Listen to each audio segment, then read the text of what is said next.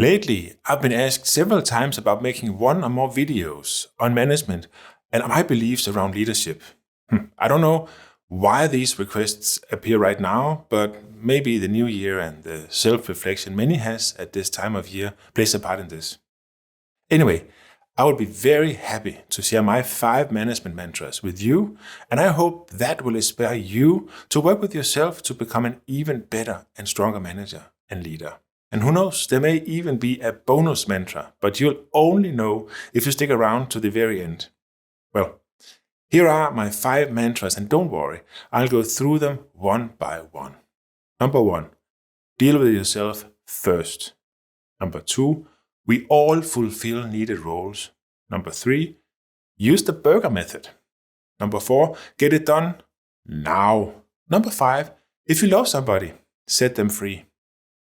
First things first, deal with yourself first. You have to remember, management is also self-management, and you need to be on top of yourself if you want to lead others. This is as much physical as it is psychological. Being on top of yourself is about attitude and how you think about others, and how you let your preconceived opinions influence the way you work with your colleagues. You're in charge of your life, and you are in charge of how you let other people and circumstances influence you. No one can force your thoughts, and it's through your thoughts you determine how you approach yourself and others. A few practical examples. When you deal with anyone around you, try to think in win-win situations. Of course, you're not always entering negotiations, but focusing on providing value, as much as getting value from interactions, make them so much more enjoyable for you and the person you're interacting with. Approach people with a mindset of, how can I help them? And you'll find that what you wanted help with comes along naturally. Find the common ground and common interest and start there. You have to be proactive. Don't sit around and wait for anyone to come to you. You'll only get delayed projects and missed deadlines if you do so. You lose nothing by following up or taking the initiative for the next step. Second mantra, and this is closely related to the approach just discussed. Remember that we all fulfill needed roles. For me, hierarchies are for compliance and audit purposes. We are all working with and as equals. And a CEO would only be a CEO of herself if there wasn't an organization working together as an orchestra around her to deliver on the company's purpose and vision. From janitors over frontline personnel to managers and support functions. We are all fulfilling needed roles. This is a very important lesson to remember, and this too will help you work better with everyone in the organization, as we all seek to be respected. And this is in essence what you'll be doing, respecting the individual for being an important piece in the large organizational puzzle. Research based on the original work from Maslow has shown that humans, after they fulfill their survival role and are alive, needs recognition and confirmation the most. And you don't lose anything by praising others. This leads me to the third mantra, use the burger method. Chances are you've heard of the burger method before, which is a popular technique for providing criticism, areas of improvement in a constructive way that doesn't necessarily ruin the critiqued person's day. Just do not say what you need to when giving critical feedback. You need to be honest and open so the other party clearly understands your intent and what you mean. Trying to be too nice can make you miss getting the message through altogether. It's simple and a great way of remembering how to provide difficult feedback. Think of the bun as positive reinforcement and the meat between the buns as the critical message you need to deliver. First, you open the discussion with a positive reinforcement, something good you have to say about the person. This is the bottom bun.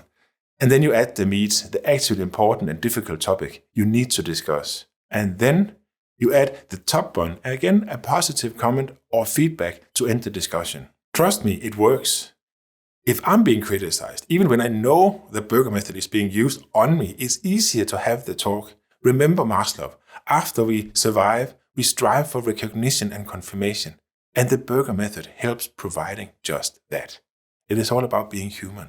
It's also very human to put off difficult tasks, like those that require the burger method. We'd rather avoid it and do it another day. But don't do that. Get it done now. Which, by the way, is the fourth mantra. Nothing goes away by postponing it. chances are it gets more difficult to do and it will end up taking more time to complete at the end. The things that you don't get done takes up space in your mind and end up becoming a stressor. I say the more things you postpone, the more likely you are to be more stressed. Make it a good habit to get things done as soon as you can. You will find it very satisfying and you'll see how much more work you can complete in the same amount of time. If the work you need to do to get done is dependent on others, get as much as you can do, complete it, and make a note to your peers and in your calendar to follow up. There, out of your mind, out of your inbox, structured, and ready for your colleagues to revert, or you to be reminded when it's time to follow up, but you don't have to worry about it. In this regard, don't micromanage your team or colleagues, as you'll end up discouraging them and even taking away their initiative. They'll simply just sit back and wait for you to tell them what to do, which in turn will increase your own workload. That's the fifth mantra. If you love someone, set them free. It's inspired by the song from Sting. My point here is that you won't get very far trying to micromanage your team and constantly telling them what to do. You will be overworked and they will be robbed of all proactiveness and initiative.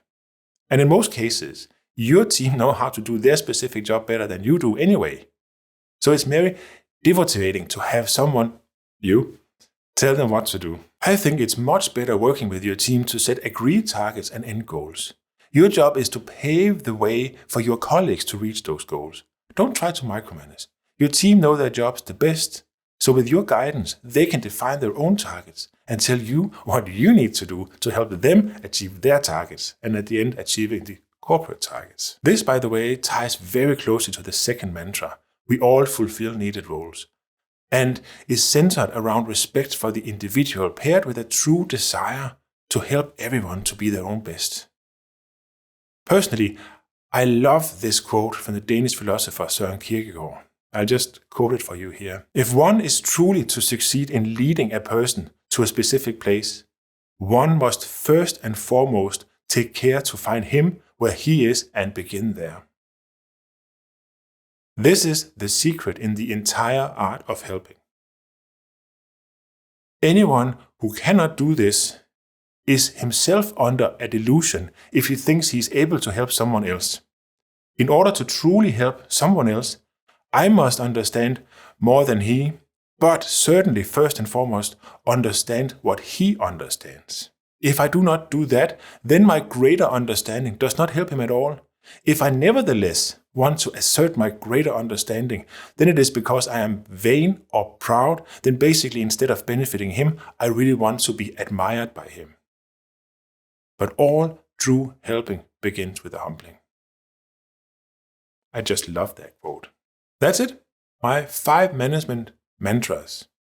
Number 1, deal with yourself first. Remember, 2, we all fulfill needed roles. 3, when giving criticism, working with people, using the Burger method. Number 4, get it done and get it done now. 5, if you love someone, set them free.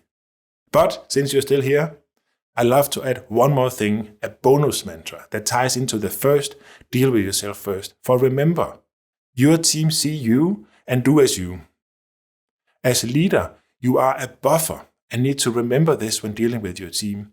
If you experience pressure from your manager or have had a bad meeting, you need to block your feelings from those negative experiences when you're dealing with your team. If you have a great manager, I'm sure you will get a lot of good energy from your meetings and daily interactions.